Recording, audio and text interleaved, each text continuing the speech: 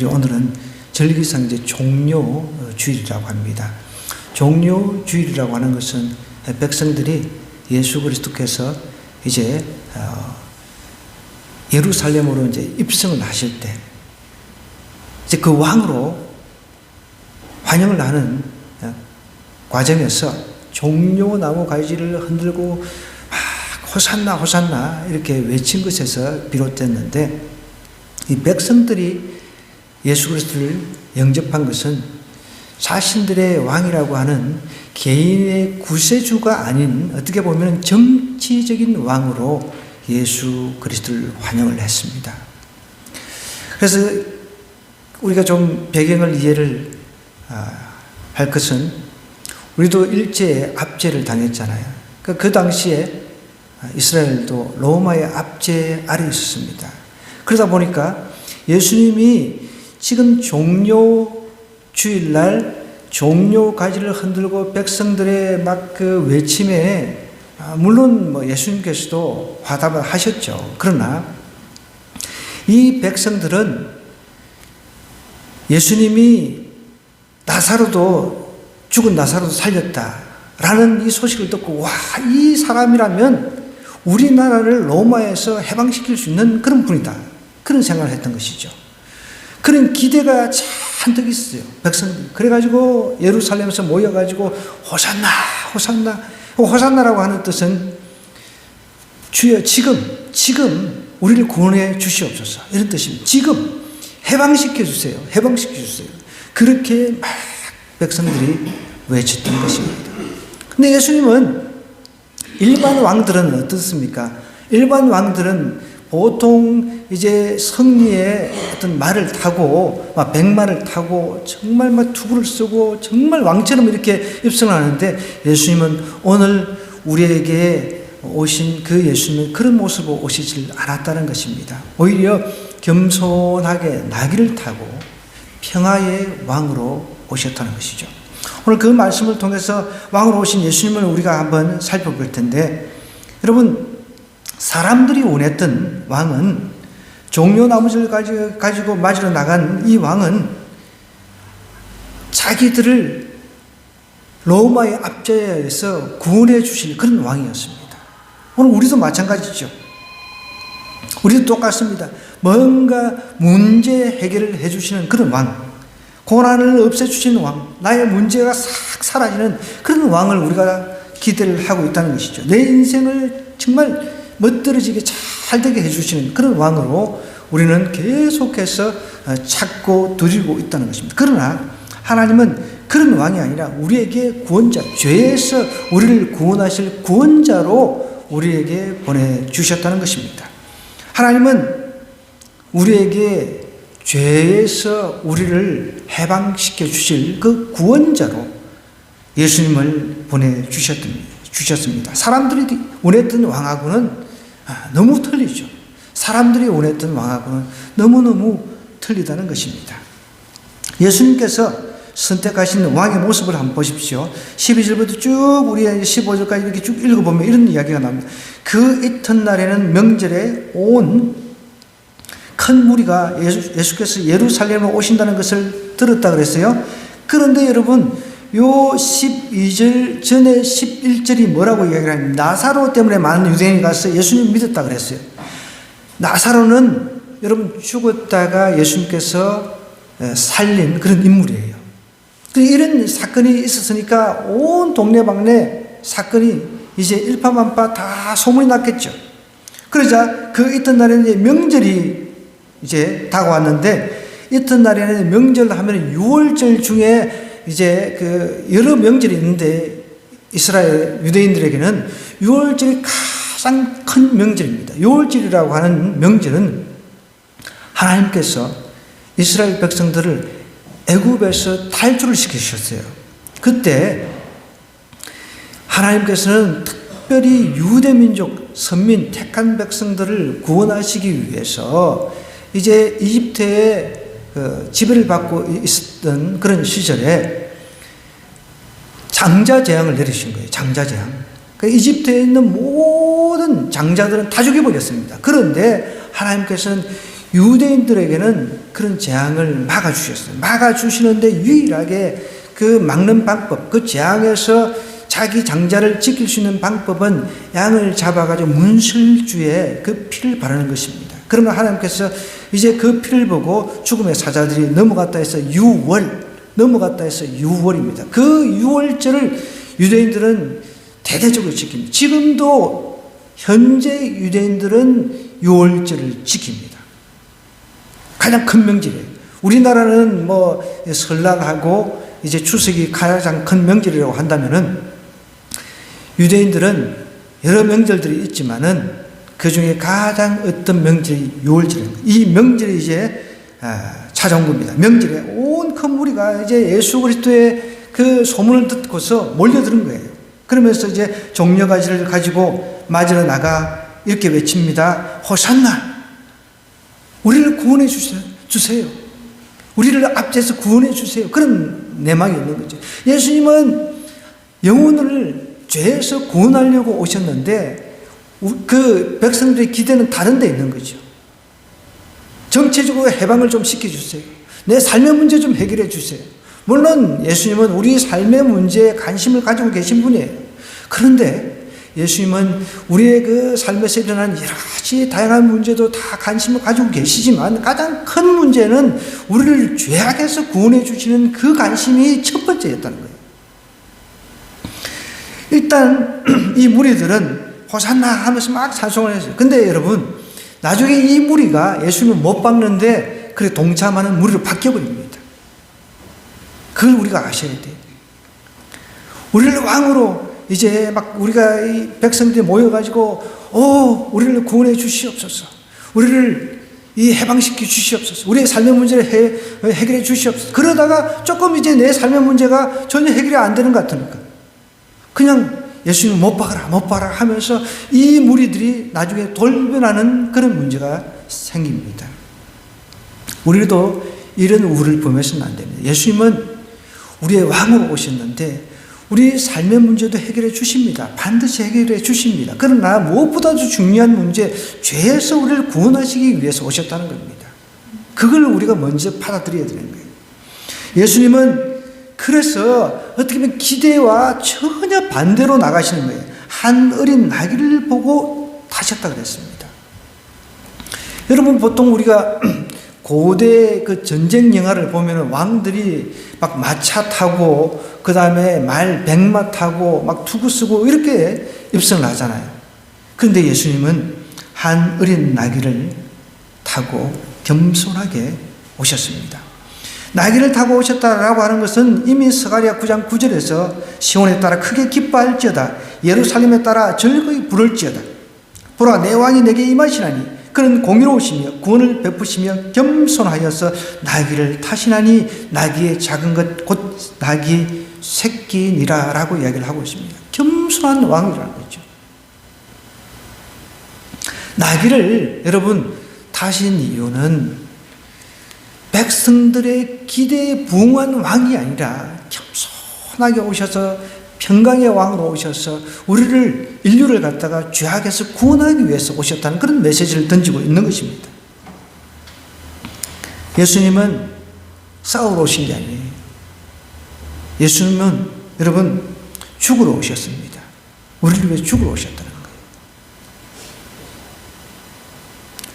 뭐 예수님이 하나님이신데 뭐 어떻게 보면 싸울 일이 뭐가 있습니까?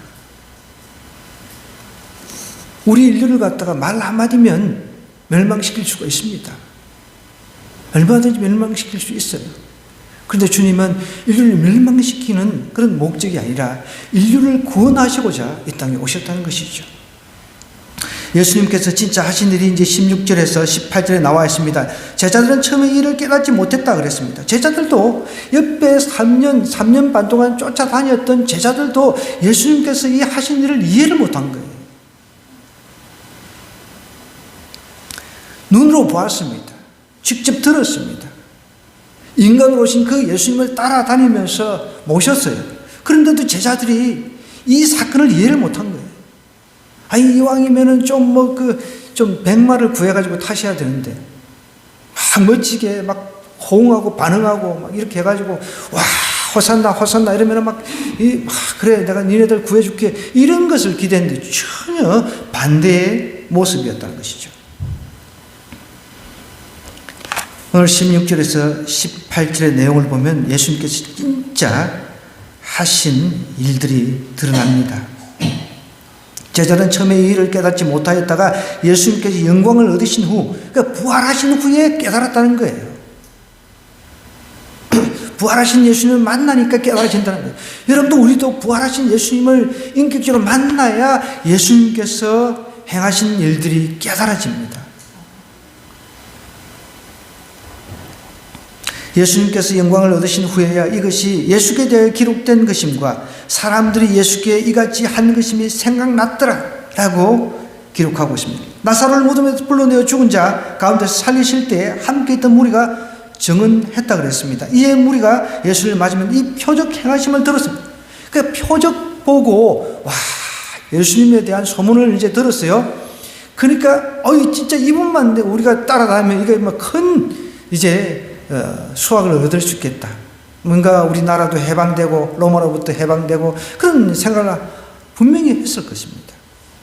내 문제, 삶의 문제 해결되고 내 육체적인 질병 다 고침받고 얼마든지 이런 기대를 했을 텐데 예수님은 오히려 그런 기대에 부응하기보다는 그냥 십자가를 지러 가셨다는 것입니다.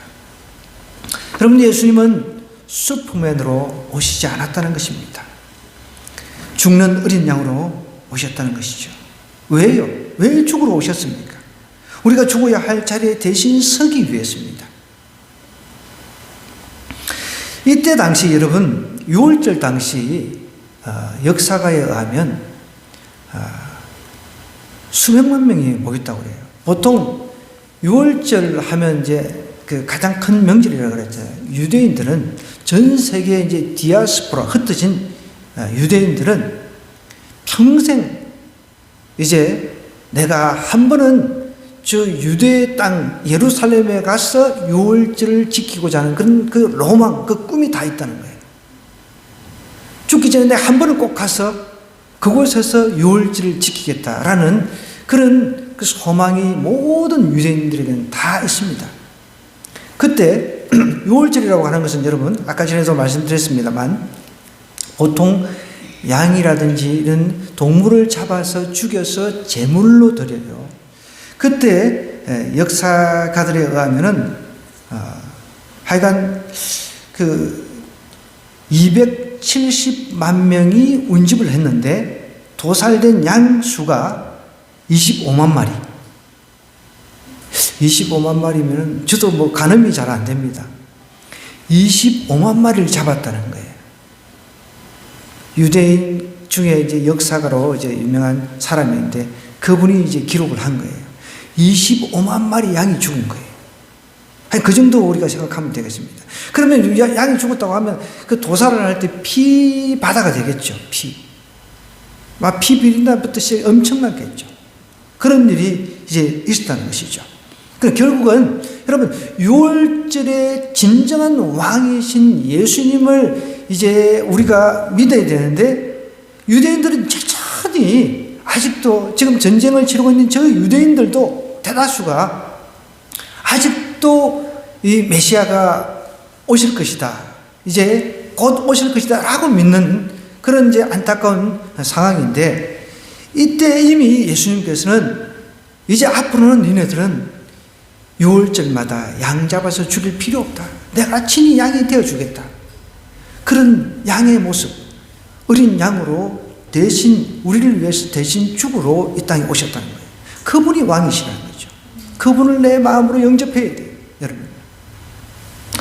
여러분 한 번쯤은 들어보셨을 거예요. 프란시스파에 소속된 신부 한 사람이 굉장히 이제 유명한 사람인데 이 사람이 그 2차 대전 때 갇혔어요. 이제 유대인 수용소에 갇혀 있는데 한 번은 유대인들 가운데 몇 사람을 이제 뽑아내서 사람들이 자꾸 이제 죽어나가는 거죠. 뽑아내가지고 죽이는 거죠. 어떻게 보면 이제 뭐 체형도 하고 다양한 방법으로 죽이는 거예요. 여러분, 사람들은 굉장히 잔인합니다. 죽이는 방법도 다양해요.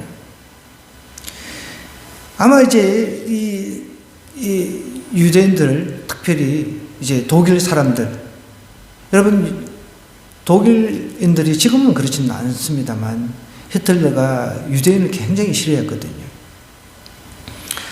어쨌든 이제 이 사람이 프란시스파에 소속된 신부, 이분은 이제 독일 사람인데 그 사람을 한 사람 한 사람 이제 감옥에 갇힌 사람 불러내가지고 죽이기로 이제 작전을 세운 거죠. 그래서 그냥 되는 대로 사람을 차출해 냈습니다. 그러니까 그게 걸려들면 그냥 죽는 거죠. 사형되는 거죠. 몇 사람인지 정확하지는 않지만 간수들이 벌써 이제 몇 사람을 불러내어가지고 그들을 지하 이제 모처에서 굶겨 죽이려는 아주 잔인한 계획을 실천에 옮기고 있어요. 사람들이 이제 막 모였습니다. 그때 자기들의 생명이 이제 위험에 이제 처한 줄 알고 유대인들 이제 중 한 사람이 이렇게 소리를 쳤다고 합니다. 여보시오, 나 좀 살려주시오. 나에게는 처자가 있습니다. 나에게는 식구가 있습니다. 그래서 그 간수가 이렇게 말했다고 합니다. 너 대신 죽어줄 사람이 나오면 내가 한번 고려해 볼게. 그때 이 말을 들은 막스 밀리안 콜베라고 하는 신부님이 계셨어요. 이분이 선뜻 나섰습니다.